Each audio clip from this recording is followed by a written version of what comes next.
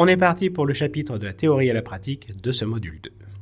La première chose que je vais t'inviter à faire, ça va être de mettre en place les points quotidiens au sein de ton équipe.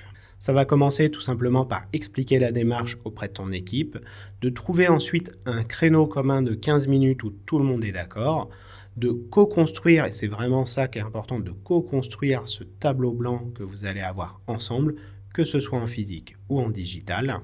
Et pour la partie des indicateurs, pour l'instant, ne te prends pas la tête, fais un premier jet avec ce qu'il y a, même si ce n'est pas complètement pertinent, ce sera mieux que rien, mais ça enclenchera la dynamique.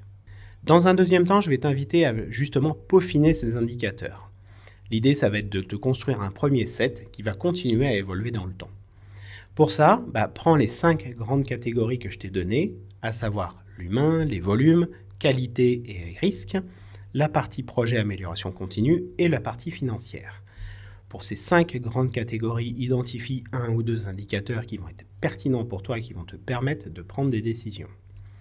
Pour ces quelques indicateurs que tu vas avoir identifiés, pense bien à mettre des seuils d'alerte qui peuvent être des seuils planchers et ou plafonds.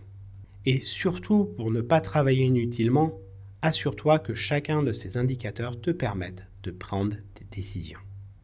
Et pour finir, pour ce module, je vais t'inviter à mettre en place les éléments manquants qu'on a vus ensemble, à savoir les réunions d'équipe, le suivi d'équipe avec son dashboard et les all staff. Pour l'instant, les autres éléments, on ne les a pas encore vus, ce sera pour plus tard.